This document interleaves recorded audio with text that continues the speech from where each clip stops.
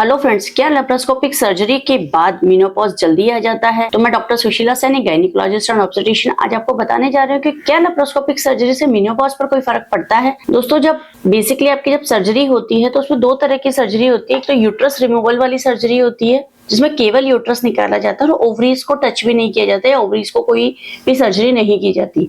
तो केवल जब यूट्रस निकाला जाता है तो मेनोपॉज जल्दी नहीं आता है। लेकिन यदि यूट्रस निकालने के साथ आपकी ओवरीज भी निकाल दी गई है तो इसे हम सर्जिकल मेनोपॉज कहते हैं, यानी कि ओवरीज एकदम से बॉडी में से निकाल दी गई है और एकदम से हार्मोन्स का लेवल नीचे आ जाता है, जिससे कि एकदम से हार्मोन्स नीचे आ जाते हैं और एकदम से मेनोपॉज के सिम्टम्स आने लगते हैं और इसे सर्जिकल मेनोपॉज कहा जाता है।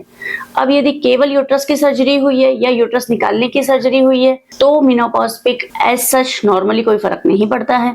जब आपका रूटीन मेनोपॉज का टाइम होता है, यानी कि 47 साल के आसपास की उम्र में मेनोपॉज आता है। सेकंड क्वेश्चन ये है कि क्या यूट्रस की सर्जरी के दौरान ओवरीज निकालना जरूरी है? जी नहीं, ओवरीज निकालना जरूरी नहीं होता है, क्योंकि यदि ओवरीज हेल्दी हैं, ओवरीज में कोई बीमारी नहीं है, तो उन्हें निकालने की जरूरत नहीं होती है। अब अगला सवाल पूछा जाता है कि क्या ओवरी में फिर कैंसर का रिस्क नहीं होगा? तो यदि आपकी कोई सी भी सर्जरी ना हो तो जो बॉडी में नॉर्मल रिस्क है ओवरीज में कैंसर होने का, तो वो रहेगा।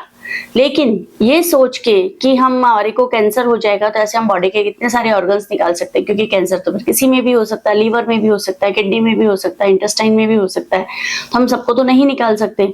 इसीलिए ओवरीज में केवल 0.5% रिस्क होता है कैंसर होने का, और उसमें भी आपकी जो ट्यूब्स हैं वो उसका 0.5% कंट्रीब्यूट करती हैं।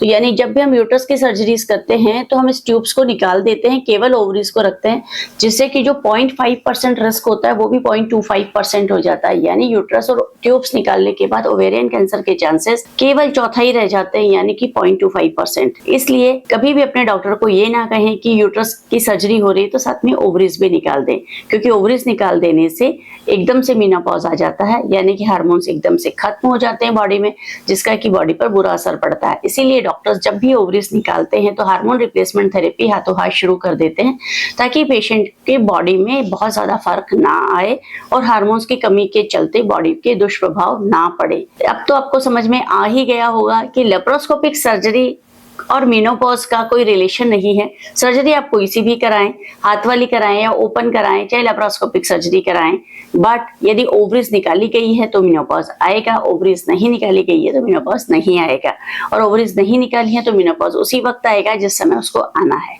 Thank you.